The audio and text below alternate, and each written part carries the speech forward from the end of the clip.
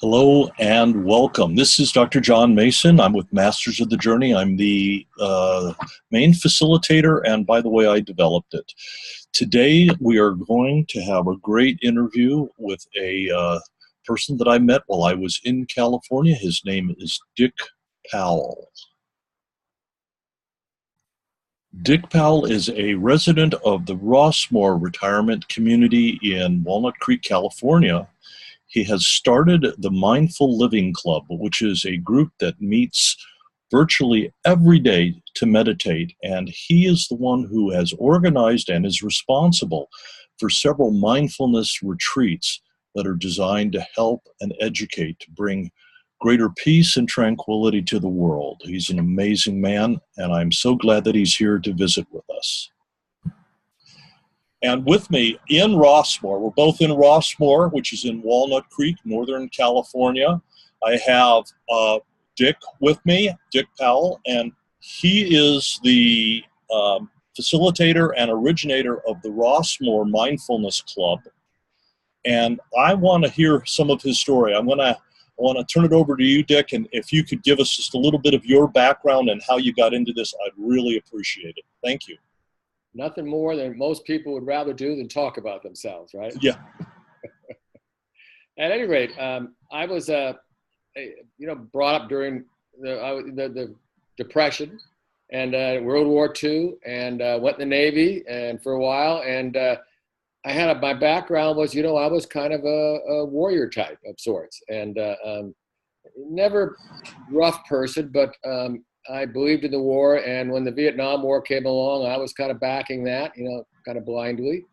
At any rate, I met a lovely woman. We got married, and we had just finished our honeymoon when John Kennedy announced he was activating the reserves, the naval reserves. And so on a destroyer escort, we got activated, moved my family to Hawaii, and off we went to the Western Pacific and up the Saigon River to Saigon, and visited a lot of things over there. So that's just a setting of the background I had. And in fact, I worked for 18 years with Lockheed Missiles and Space Company, at the time the largest defense contractor.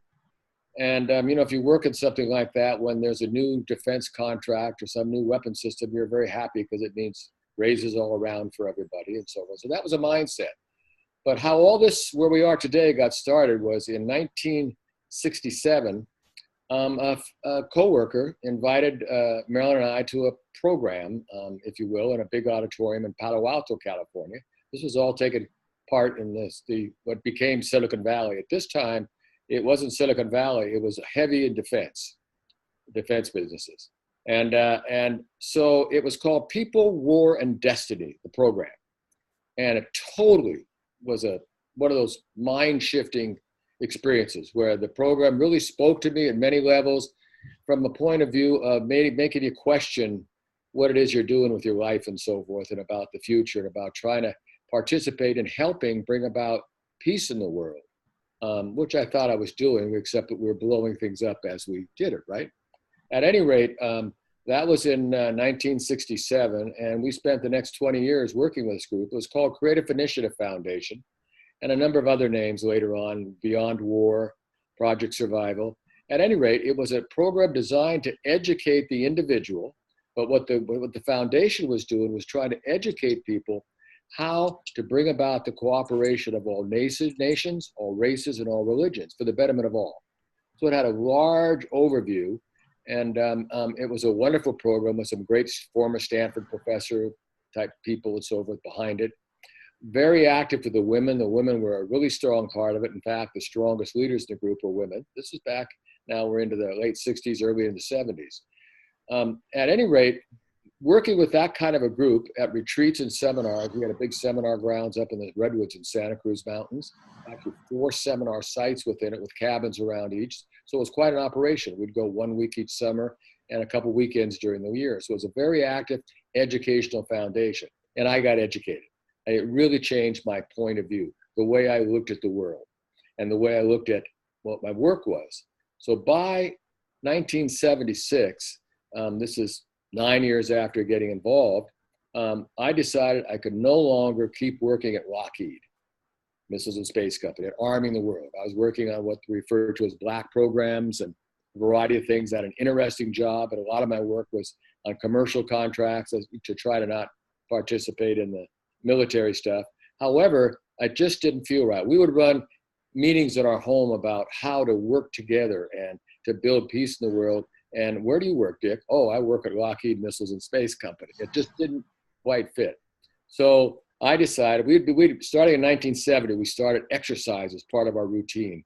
And my wife, Marilyn, and I started riding bicycles. So we started taking bicycle vacations on our bicycle. First went up the coast all the way up to Mendocino area, starting in San Francisco and back again, that kind of thing, and carrying our gear and our bicycles. Well, I bought a fancy new bike at a bike shop in San Francisco, and a young couple were running the bike shop. And I thought, God, wouldn't that be wonderful to have your own bike shop? And so what happened was, I went to a men's weekend in, I don't know, somewhere in July or something or other in 1976. And I decided that weekend I had to get out of defense. So I came back home and shared that with Marilyn. Of course, oh my God, what are we going to do? You know, I had a nice job, good job, well-paying job. And she'd not had to be working anymore. She was able to work on her interior design work and things like that. At any rate, I started looking around at bike stores because I thought, wouldn't that be wonderful to have your own bicycle business? You know, I love bicycles. And so I looked at one, it was lousy and everything else. And she wasn't crazy about this, but she finally said to me, says, Dick, if you have to have a bike shop, why don't you buy the one down in the corner? I think it's for sale. We'd shop there. We bought bikes there. You think it's for sale? And she says, yeah, I think it's for sale. It just has that feeling. So I went down, and sure enough, I was talking to the manager, Ted. It wasn't owned by him. And he says, yeah, it is for sale. I think it might be sold, though. But the guy just owns a patio furniture shop just 2 doors down. Go see him and see what we'd find out. And I found out, yeah, it was for sale. And but the guy was giving there was a guy that wanted it, but was giving him a hard time. And he said, as far as I'm concerned, you know, the first guy here with a down payment could have it if after this meeting Wednesday. This is on Tuesday. So on Wednesday he was going to meet with the guy. So Thursday I called him and said, hey, what happened? He said, well, he's giving me a hard time and a bunch of things. And as far as the first guy down here with $10,000 can have it, plus inventory, of course. But at any rate, so by Friday we owned the bike store. My attorney said, don't sign anything. Well, it was a good deal, was everything else. And it took 2 months to close escrow. Okay, you got to count the inventory and do all those sorts of things. So 2 months later, I left Lockheed, you know, Mother Lockheed. I'd been there for 18 years. Still have a little bit of retirement from Lockheed, but it was quite the adventure to go out into the bike. And that was a move based upon moving from weapon systems to bicycle systems. So, and we even put part of our sign on the store was, beside the name of the store was The Bicycle Outfitter, and contemporary transportation systems was our thing. And so I made the moves. The problem was when you make a move like that into your own business, as you probably know, is it suddenly becomes a lot more time consuming and much more involving than not having it. And for a number of years, a number of my friends in the Creative Initiative Foundation had been with some of the big startup companies that made it really well and were able to leave their job and work as full-time volunteers in the foundation doing the work. And I really wanted to do that. And but I couldn't do it. I was tied down. I mean, I tried to expand the business where I could maybe do that, but I just couldn't.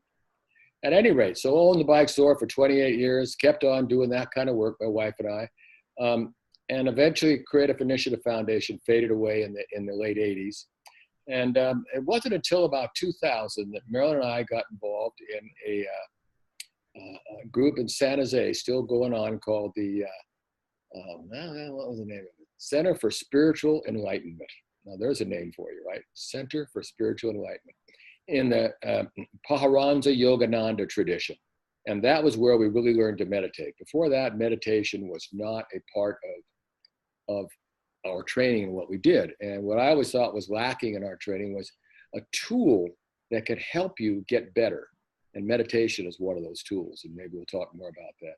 That allowing you to make the changes. At the time, we didn't even know that the brain can change, you know, that you could have, you know, if you practice things, the brain actually changes and adjusts. And meditation is a great tool for that. At any rate, we got involved in meditation there.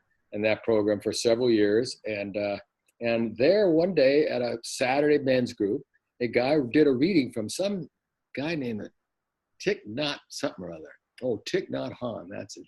Was there. And I happened to be looking at the book afterward and see it. It says he's got some place in France called Plum Village. Well, by this time, Marilyn and I had started a bike touring company as well as a bike store. And we're running bicycle tours in Europe. And we ended up buying a home in France and closing escrow in 1999. We had it in France, and we were living part-time over in France. And it turned out this Plum Village where Thich Nhat Hanh's, all of his, places were, was only about an hour and a quarter from our house. So we started going there. So we fell in love with Thich Nhat Hanh and his teachings. And what I liked it very much because it took a lot of the dogma out of religion, and it really brought mindfulness practice into the fold. Thich Nhat Hanh's a Vietnamese monk who was a peacemaker who came to the U.S. to try to, back in the 60s, to try to convince the U.S. or 70s to end the war in Vietnam because it was killing his people. I don't know if you remember at our retreat, one of the guys that was there staying overnight, it turned out he was a Navy pilot and had actually bombed Thich Nhat Hanh's village on 3 different occasions, because each time they'd get bombed, it would get built again. And now, of course, he'd changed. He was into the same kind of thing I'm into and so forth. And, he was not saying this as being proud. It was like war, what it is. And I didn't tell Cho Yoder about that because, she's from North Vietnam. Her family was our teacher at the retreat. At any rate, you can edit that part out. At any rate, that really got us involved in mindfulness practice. And we started doing more and more of that meditation, daily meditation, my wife and I. But then we moved to Rossmoor. We were living up in the Gold Country, and something was goofy with my wife. And it turned out it was the early stages of Alzheimer's. And 4 years ago, she passed from Alzheimer's.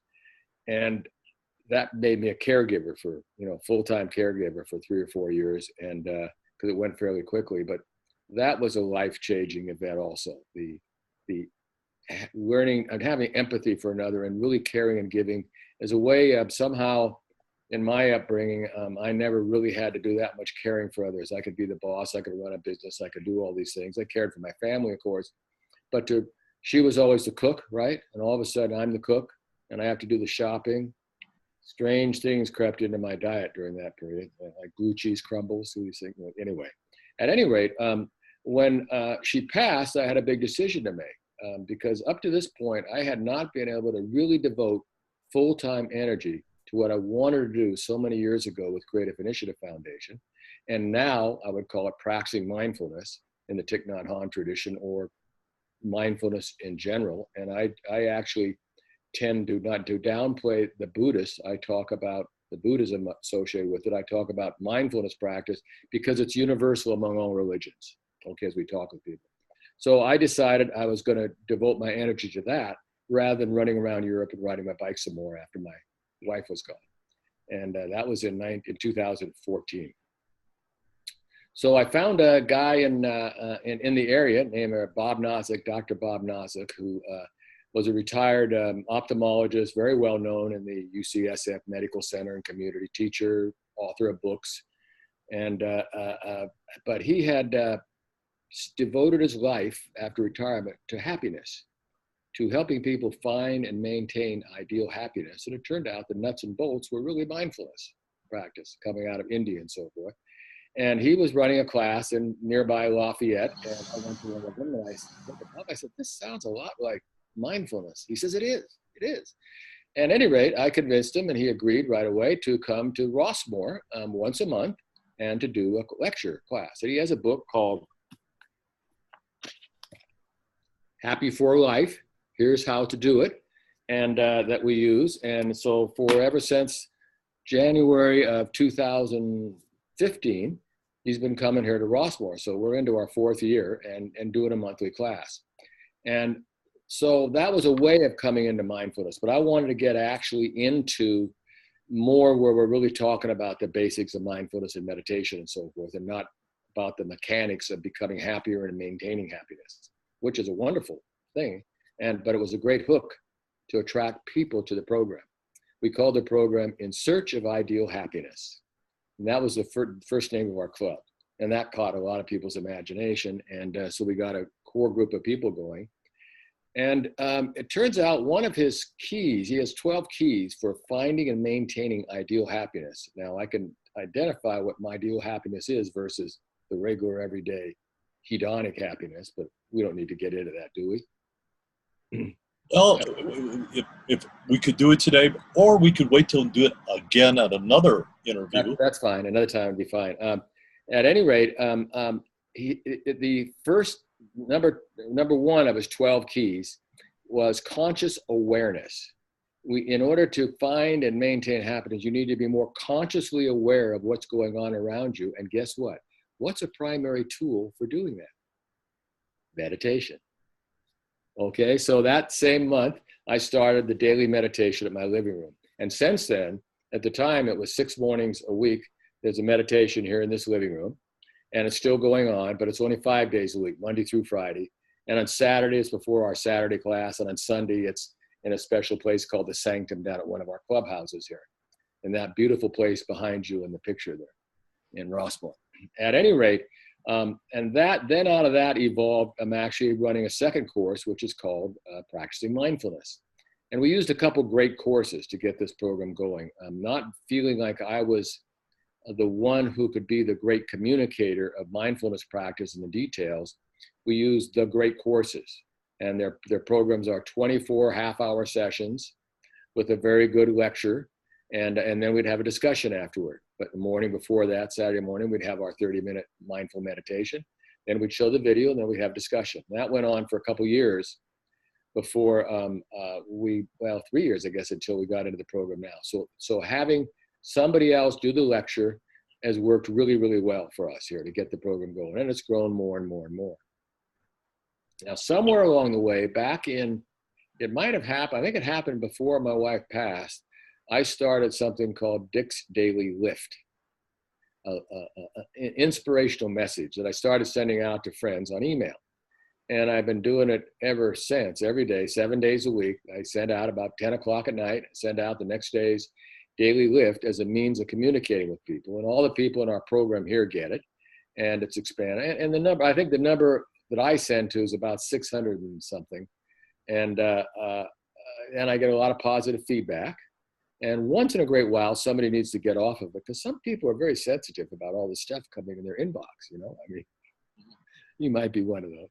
I am, but I don't. Anyway, and that's something that the people get to kind of give them a little uplift. And that having cared for my wife for those years that I did, and then getting this program started, but then starting that everyday meditation, which really has helped me in my own personal practice and to learn to be a more loving and kind person, which I kind of think is, I love what the Dalai Lama says, my religion is simple, my religion is kindness. And I just add loving kindness to it as a way. And that's the combination of that and my daily lift has really totally involved me in this whole routine. And I find it's really changed me. That it's the only time I really get angry anymore is when we're riding along, Jane and I on our tandem. We ride a tandem bicycle, and we have a little license plate in the back that says Dick and Jane, by the way. And but no Spot or Sally at any rate. You'd have to, you're old enough to have been trained on Dick and Jane books. There's a lot of people, the kids now don't know what Dick and Jane is. At any rate, we're riding that tandem. Once in a while, somebody comes too close, right? And it scares hell out of you. And Jane always looks at me because always something terrible comes out of my mouth, because when you're afraid, and that instant anger at that person because you feel your life's threatened just for a moment. And I figure when I master that, I'll be doing really good. Well, I have a lot further than you, but I can use 4-letter words really well myself, and I was blessed to have my sister invite me to your 3-day mindfulness retreat several weeks ago. in early July. And what I found, I learned so much there, especially I learned what I don't know about mindfulness, which is just a spectacular thing. So behind me, of course, is the most beautiful spot in Rossmoor for myself, which is under the oak trees. It's a labyrinth where people can do that mindfulness as they walk the labyrinth and try to find their way into the present moment. Now, Dick only gets upset, just remember that, everybody, only when he's on his tandem bicycle with his girlfriend and somebody threatens them by driving inappropriately. Let's write him a note. Let's give him a pass on that, okay? You're an amazing man, Dick. You send out the messages every day. You have meditations in your house 5 days a week. You put on mindfulness retreats.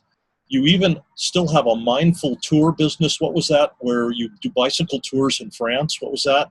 When I sold, I sold the bike store eventually, and then I sold the bicycle tour company a few years later. So the last business that went was in 2010. But I had to keep my fingers in the cycling part of it. But I wanted it to be around. Oh, and in my sales contract, they always give you a 5-year not to compete clause in your contract. I couldn't do something that was competing with them. Except there was a clause in it that said I could do tours if they went to Plum Village, which is Thich Nhat Hanh's home monasteries. And so that's what this little company was built around. And I never really got it off the ground because my wife was going downhill rapidly at that time. This was 2010. She passed in 2014. But I've always kept the website, and I kept it on there. And if somebody ever contacted me and they wanted to go, the Dordogne is the region in France, southwest France, that is full of prehistory sites. Famous ones is Caves of Lascaux, cave paintings going back 20, 30, 40,000 years. And these sites you can visit. And also it's an amazing river valley, the Dordogne River, of these old fortresses hanging off the cliffs that are still there in great shape you can visit. And it's just beautiful cycling. And you can end your trip by going and spending several days or a week at Thich Nhat Hanh's Plum Village and have a complete in-depth meditation and mindfulness practice retreat there. And just spend 4 or 5 days before that riding around in this beautiful countryside. I think some people who view this might be interested. What's the website if they want to get more information? Mindfulnesstours.org. Mindfulnesstours.org. Mindfulnesstours.org. Okay. And at the end of our interview, I'm going to put up your contact information with your Mindfulness Club information so people can get in touch with you. We call it the Mindful Living Club. The Mindful Living Club. I'm sorry. Yeah. Mindfullivingclub.org. Right. And that's what we're trying to. I've never given up on this idea of trying to help bring about cooperation among all peoples. And so we're trying to make this Rossmoor is a community of over 10,000 people, or just under 10,000 people, about 9,800, about 6,000 residences in a gorgeous valley, which you see in the background. It's a valley with 2 golf courses, lovely setting, reasonably priced. And we are in the Bay Area, which is terribly high priced, but it's reasonably priced places. People can get in here on, for a much less expensive place than they can anywhere else in the Bay Area. And so I'm hoping that if by increasing the level of mindfulness in this valley, it'll have an impact upon the world around us.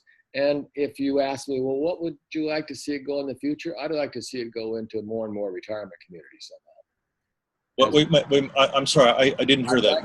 I'd like to see the idea of having a mindful living club go into other retirement communities.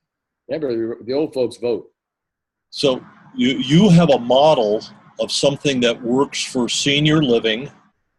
You've got the 100th monkey idea of if we can get enough people involved in consciousness, it will automatically spread everywhere.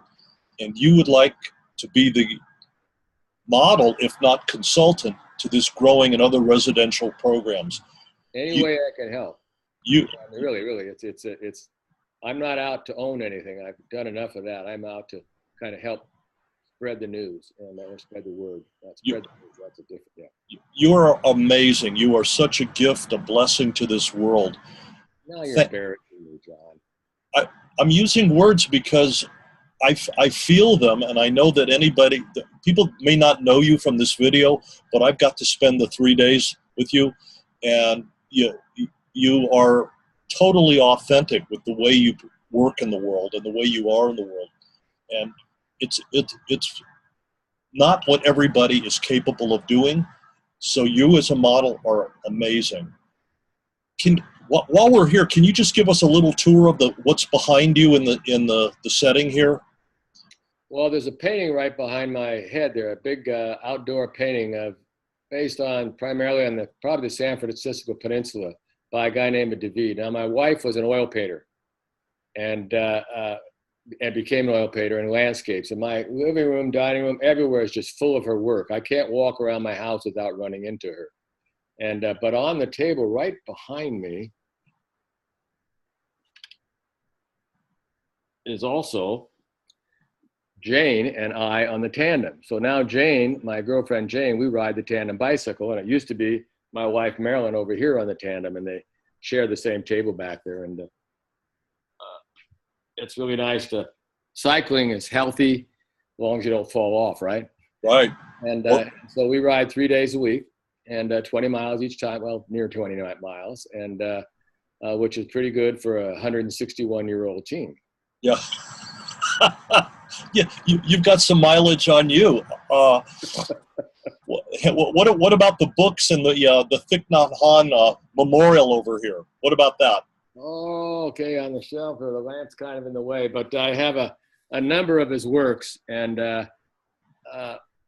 he's the kind of guy well, let me tell you, the first time I saw him, my wife was able to go to a week-long seminar, maybe a month or so before I was able to go over to Thich Nhat Hanh. I was off in Italy leading a bicycle tour, and she went. And so finally we could go to every Sunday they have a day of mindfulness. And so we went over on a Sunday, and the day of mindfulness is they always have what's called a formal lunch. And it's the only time where all the monks and all the nuns, there's several hundred of each at this place, and then 4 different campuses, two monks campuses, 2 nun campuses. So they keep them separate. A lot of young monks and nuns, but on Mindful Sunday, they all get together for a formal lunch. So I went to this with Marilyn and went to the formal lunch. And I guess before that in the morning was the Dharma talk, the Dharma is, as you probably know, is the word for the teachings of Buddha, that what he had to say about how we should live our lives and how we can improve our lives and improve it for everybody around us. And the thing I liked about him, he says, I'm not a god. Buddha was never claimed to be a god. And he says, and you can take these teachings and try them, but I don't ask you to believe them and don't make them a law. You can try them. And if they work for you, adopt them. If not, adjust them and go with it. So maybe that's rather enlightened. In other words, there's no dogma there. And I really liked that approach to teaching. Do you remember where I was going?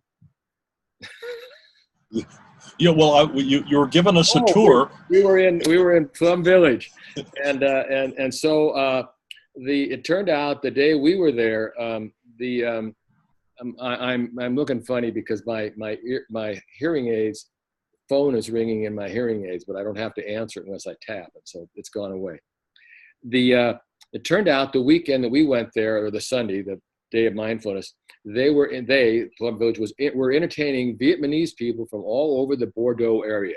So the big meeting hall was full of primarily Vietnamese people, and of course Thich Nhat Hanh was talking in Vietnamese, and the person doing the interpreter was a nun named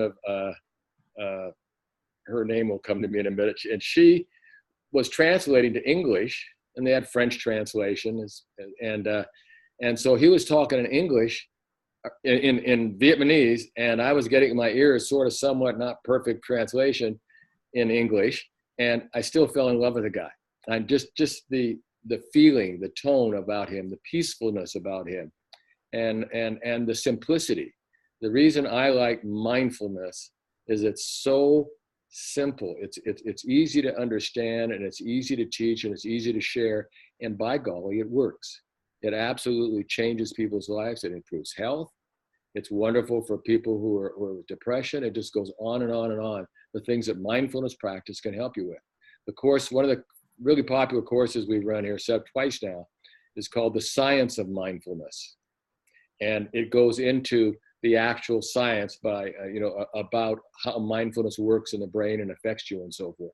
So it's something for people to get involved in. One way, if people are interested, based on this, of finding out more about mindfulness, PBS did a wonderful program called Mindfulness Goes Mainstream.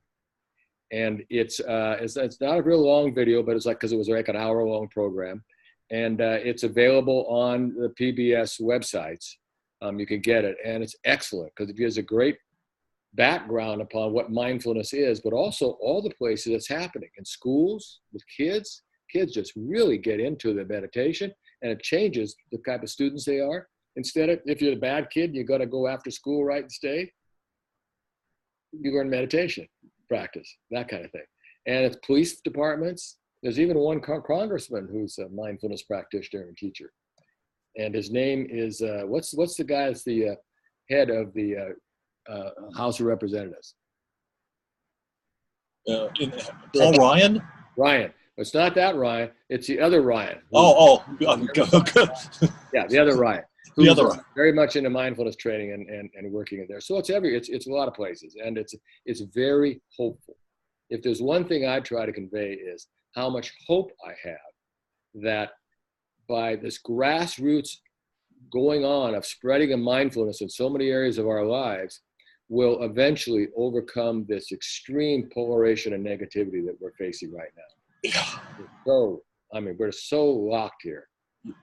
You are such a great spokesperson from that, coming from the military, defense contracting, bicycle shop owner, and now you're sharing mindfulness with the world and encouraging us to increase our consciousness and awareness and be of service to maybe even beyond the world, the entire universe. And that's a blessing. Thank you. Thank you. So I want to talk to you off camera about other subjects that we might want to talk a little bit about or share with our audience. But is there anything that you want to kind of finish with today, just as far as like the resource you gave us for the PBS series is fantastic. Is there anything else you might want to leave us with? If somebody wanted to start a program, get the video from the great courses called The Science of Mindfulness, 24 half-hour sessions, and the science what we've discovered about how the mind works and so forth, and in relationship to improving who we are and improving our relationships is incredible. It's very uplifting. So that's the Science of Mindfulness. And I know that at our local Unity Center in Bellingham, they have that course, and it runs once or twice a year. It's a long course, so I guess it's running at least once a year, twice. 24 sessions. Yeah, and they're I'm sure that they're offering that at spiritual centers around the country and the world, because it is a good way to get people focused, learning some of the foundational things and starting the practice of meditation and mindfulness. I'll share one other thing. Having to get up early every morning, which was never one of my attributes, and to make sure my house is ready for anywhere from 12 to 18, 20 people come into my living room, and for meditation is a wonderful way to get your day going. So, and I've been there for those meditations, and it's amazing that you open your house to that and you're living your life. I mean, it's a role model for all of us. There's a lot of people that I've talked to who really have a great deal of respect and admiration for you and what you're doing. I certainly am on board with that. Thank you. Thank you, John. All right. Dick has just mentioned to me that he's got this book that he wants to share with you. And if you could hold it up and tell us about it, it's another great resource. I didn't write it, by the way, and I don't make any money from this book. It's called The Mindful Day by Laurie J. Cameron, Practical ways to find focus, calm, and joy from morning to evening. And it's the best book to come along on mindfulness because she gives things that you can do from the time you wake up in the morning until you go to sleep at night and throughout your day, whether you're working or taking care of kids or grandkids, whatever it is, practical things you can do to make yourself more mindful of your relationships with others and what's going on around you, less likely to run off in sidetracks and so forth. Because being mindful is being focused on this guy that's right here in front of me, named John, and not thinking about my, shopping list or where I got to go later in the day or about that person I'm pissed at from last night or what have you, that sort of thing. It's to be here and now, present moment. I even have it in my license plate frame. Present moment, wonderful moment is one of my favorite mantras. This book is excellent. Available at Amazon. You can get it for $10.99 on the video version where you can watch it on your own laptop or your own cell phone, on Kindle. And the book sells for $21.99. It says here, a little bit cheaper at Amazon. And we're selling it here for $19. When you were here, it was $15, but bulkbooks.com raised their price on me. So what are you going to do? At any rate, we're running a course. It's another way to do it is what we do is on Saturday mornings at our class, we start reading. We split people into a small group of maybe no more than 5 people. And we start, one person reads and another person reads, and then they start the discussion, and it's very rich but it's all practical, things you can actually do to make your life more mindful. Yeah, well, you were using that as a resource for the retreat, and early in the book, there's a list of 10 qualities of mindfulness. The first one was awareness, obviously. The second one I love. It's such a treasure. It's, look at life from a beginner's mind, from wonderment, from the surprises that each and every day brings you. I just celebrate that one so much. And then I think 6 or 7 is a word that I tripped up, and equanimity. And that's my lesson in life, is to try to find a way of not getting caught in the drama of the things that go on around me. And my friend Paula Forget says, look at it from a higher spiritual self and don't be so attached, and you can find equanimity, which is definitely my lesson in life. So the list is spectacular. Yeah, it's an excellent book. Yeah. So it's a real good tool for anybody, and it's easy reading. You can just get it and start it. So I encourage people to, consider the book. And the gal who wrote it is an excellent example. And you may have remembered from the retreat, this gal, Lori Cameron's life was changed when she met Cho Yoder, who is the Dharma teacher you experienced at our retreat, who lives here in Walnut Creek, who changed and got this gal into mindfulness. And now she's a Google Dharma teacher and, doing a lot in that field. This book is magnificent. Anyway, enough plugging. Thank you for that resource. And now we're going to try to sign off again. But Dick, I'm hopefully you're going to come back and we're going to be able to either do an exercise or talk more about a specific part of this. Again, thank you so much for your time and your attention. And to all of our listeners, I want to thank them as they begin to get to know you, because you're spectacular. So thank you. All right. Thanks, John. Thank you so much, Dick Powell. And for those of you who want to just live with a few of the words that he sends out to people and find out a little bit more, you can visit the website, mindfullivingclub.org. And there's contact information for Dick Powell from Rossmoor, which is in Walnut Creek, California. And thank you so much for spending some time getting to know Dick. I hope that you enjoyed that part. And we'll have Dick back in the future because we're going to have conversations with him a little bit further on some other topics.